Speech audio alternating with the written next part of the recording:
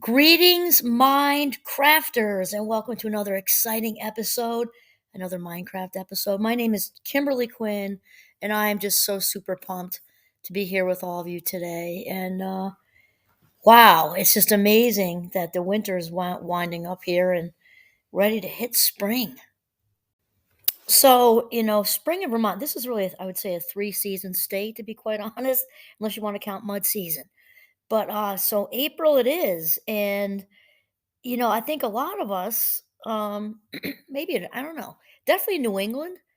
Uh, Spring cleaning is a thing because, especially way up here in northern Vermont, we bring in a lot of mud in April, and then there's just the standard wherever you live. I think closets, and then when we head into the spring into summer, usually obviously that's when a lot of the construction people are busy and the home decorating people are busy, and people are planting flowers and landscaping and doing all sorts of things. And so, particularly in April and May, I think we're just getting that started, at least in New England, because there's a lot of cleanup to do after the plows have gone through, and there's gravel and you're in the grass and everything like that. And then again, we've been inside up here for most of the winter, and we accumulate stuff, and it's time to just take care of all of this, right? Cleaning up closets, throwing things away, giving things away, that sort of thing. So today's chat is about the Tao of showing your home the love. And I'm once again inspired by Sarah Von Bresnik, who's the author of Simple Abundance.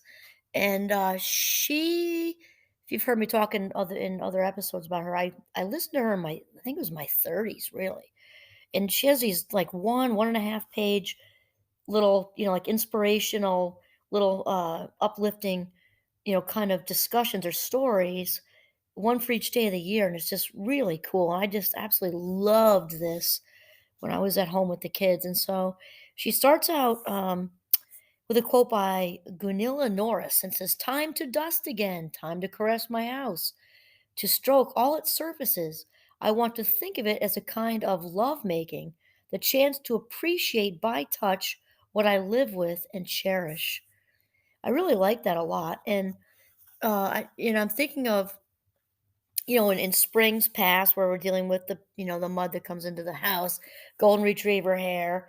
I'm right now looking at we have like a sort of like a wooden rack. It's kind of, I don't know how it's shaped. It's just kind of it's a shelf sort of, but it's kind of oddly shaped. And there are different plants on there, and they all need love right now. It's very beautiful when they're all looking good, but it needs to be dusted. Got to snip some leaves off of there and that sort of thing.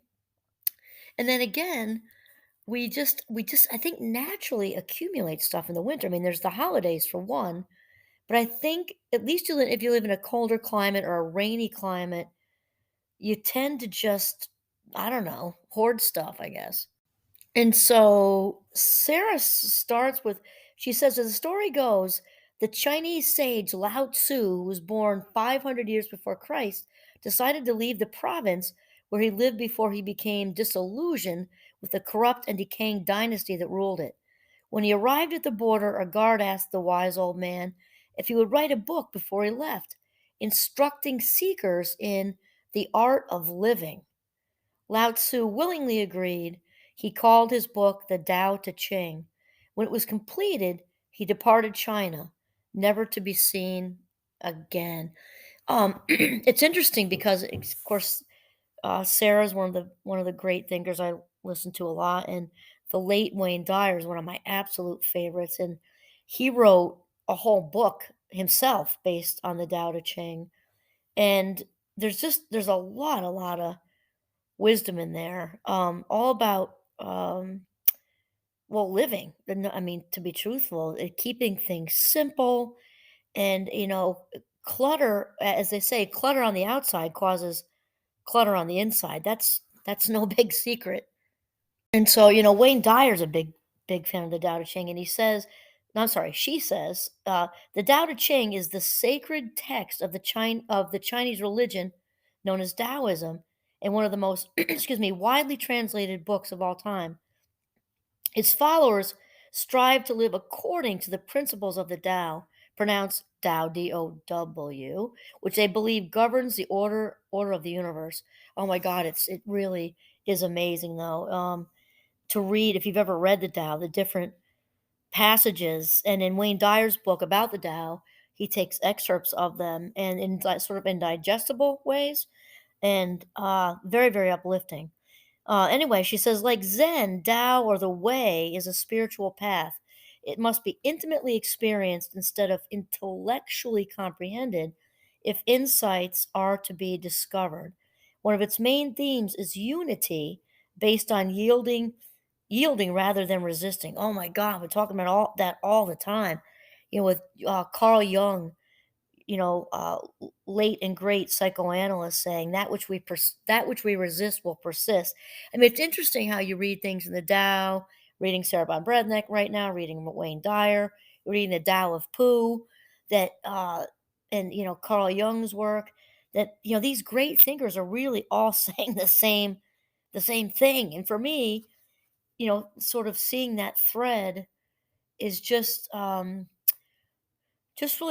confirms that for me it's God. We can say the universe, whatever is really speaking to us and through us through all these various people. And she says the Tao is eternal to the way. Wait a minute. The Tao is eternal without doing, and yet nothing remains undone. That was in quotes. When a seeker commits to the way, she sheds her expectations, becoming an empty vessel to be filled to the brim with both yin and yang, the opposite male and female energies of life, career and home, dark and light, sorrow and joy, intimacy and solitude, aggression and passivity. I love the whole thing because with Sarah kind of having this threaded into her book, and like I said, all the other ones I just rattled off, um, that the main theme is about life balance. The main theme is about life balance. And I suppose what we're talking about, in addition to the balance, is a change in perspective, because if we're looking at the things we do around the house as a chore or some kind of military drill, then it won't it'll be an uphill push, right? We're not going to want to do that. We're going to be basically wasting our life minutes, not spending them wisely, but wasting them because we're trying to fast forward to have the present moment be something other than it is, right? If right now I'm doing the dishes, if right now I am, like I told you about my my plant shelf over there, I'll probably do it tomorrow. That it needs a lot of trimming and dusting and things like that. If I look at that as, well, I can't wait for this to be over so I can do what I really want to do, that is just isn't a good use of our life minutes whatsoever. If we're gonna be doing the dishes, if we're gonna be sweeping, if we're going to be cleaning off the deck, if we're going to be raking the gravel out of the grass, we may as well be, well, as like I say, with my intention in the day, bringing success to every single thing we do, and we can change our perspective, right, by how we think about it. If I'm going to be doing the dishes, zen, man, zen. And I think I mentioned, well, gosh, it was ages ago at this point, but our dishwasher broke back when our kids were in those ages, like 5 to 12 or 13 or something like that. So we had some definite dish doers. And then when it broke, back then I think it was the budget, honestly. We just couldn't afford to get one right away. And then my husband and I realized how serene and peaceful it was because you'd say dishes, the course of the kids run. So we are doing them by hand because the dishwasher was broken. And we realized we didn't mind it. We had the kids, but they weren't totally left off the hook. They contributed in other ways, but we realized that we didn't really mind it. Sometimes we do them together and we would talk, and it was just, and like the water's hot, the bubbles, peaceful, really, really nice. And I mean, there's a reason that ashrams and often, retreats will have, I think it's specifically actually, if you've seen the movie Eat, Pray, Love, they do it in the movie of Julia Roberts. Um, and that's indicative of what they do at different retreats at ashrams is people are assigned mundane tasks, gardening, sweeping, whatever, because if we allow it, if we change our perspective and look at it as sort of a form of meditation, we can actually become rejuvenated by sweeping or weeding or doing the dishes with hot water in the sudsy sink.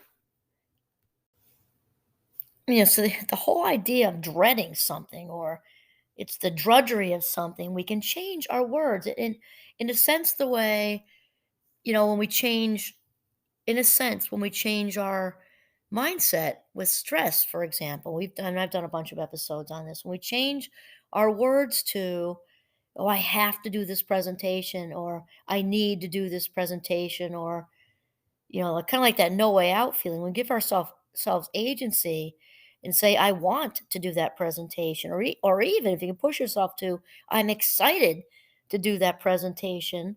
Even if you're excited to have it over, you're still excited, and it's a sense of shifting out of, I don't have control and I'm being forced to do this, to, I'm choosing to do this, and I'm going to bring as much success to said activities I can possibly do. Well, this is the same with home caring. So we can change our words from chores and tasks to, and also, and Sarah would say, to shift out of calling it housework, instead call it house love or home caring. Snipping those plants tomorrow is going to be my absolute pleasure. It's right next to a window, we have a nice view, and the closure feeling that I'll have from doing it will be amazing. And I might even, it's almost yard sale season, actually. I think tomorrow I'm going to do the snipping and have to kind of clean it up a bit. And then I'm going to keep my eyes open at the next yard sale for some new pots. Some of them are pretty that are up there, but some of them are just like kind of boring. I think I'm going to look for some jazzed up planters and maybe also turn that around and just make it even more beautiful than it is while I'm looking at it. And that's going to be my way to home care this weekend, to show the home some love. It's also when we another, because I'm a big, I like to sort of embrace the budget when I show the house love too. Sometimes you can't, it is what it is, like a roof, or something that's huge, or putting in a floor, things like that. But it is nice when, like for me, it's throwing a new color of paint on the wall. That is a couple of cans of Be More, and you can do that for like $120, really, just like an average size room. And then I did this last year, year before. Painted my new sexy kitchen. The paint on the wall, maybe might have been 3 cans. I think it was 2, might have been 3. So let's say like $160, and not that that's not a lot of money, I don't mean that, but it's not the same as redoing, a whole, something that involves construction. And then I bought these pictures because we're big skiers in this family. There are 4 of them, and they go together. They all kind of go together. They're different perspectives of a bright red gondola that takes you up the mountain, and there's all wintry pine trees, behind them with the cable. And I've had so many compliments on those pictures with the new paint, and the colors blend. It's like the wintry white, the bright red kind of pops of the gondolas, and then the color of the walls is like a light blue, so it all goes. I've had a gazillion compliments on on the pictures and how they look, and they literally cost, I think, $65 on Amazon, no joke. And then there's the paint. But it gave the kit that gave granted, we had the kitchen done a little bit ago, but it gave the kitchen a whole new look. Paint and these wintry pictures from Amazon. I mean, there's so much you can do on a shoestring. There really is, and it's all about showing the home the love, and changing the perspective with what were pre-episode here called chores and tasks and housework, to, you know uh showing your home the love, home loving, home caring, redefining it. And also, my other thing is this is just my head because my wiring, but show your home the love one corner at a time, not even a room at a time, because I'm very big on bringing success to everything I do to the best of my ability. That is my intention every single day of my life. I have others, that's like a main theme, Because for me, if I like right now, our bedroom needs that love. I'll be truthful. Been the winter. My husband and I both have big jobs, and I'm looking at stuff stacked right here, which I can't stand. And that after I take on, I'm starting small because the shelf I'm talking about isn't that big, so I can take that on, and then I'm going to take on our bedroom with getting rid of stuff one corner at a time. Because if I even think of giving myself like a time deadline for the room, we'll be having this chat on another episode next year because that completely overwhelms my head and I just won't do any of it, which is probably why it looks like that now. So one corner at a time, love your home one corner at a time. And to me, it almost is more fun. It's kind of like you feel like you won the game or something if you can hit a yard sale and the couple of cans of paint we talked about that, but if you score some nice piece of art or like the ceramic planter like I'm talking about, and then shape that corner of the room all around that piece of art or that planter or that whatever or the new plant shelf and get rid of whatever was there before. Oh, your home is saying thank you. I love you back. So that's really it. Okay, the Tao of showing your home the love. This is Kimberly Quinn signing off from the beautiful Northern Vermont. Have a mindful, very creative day of home loving.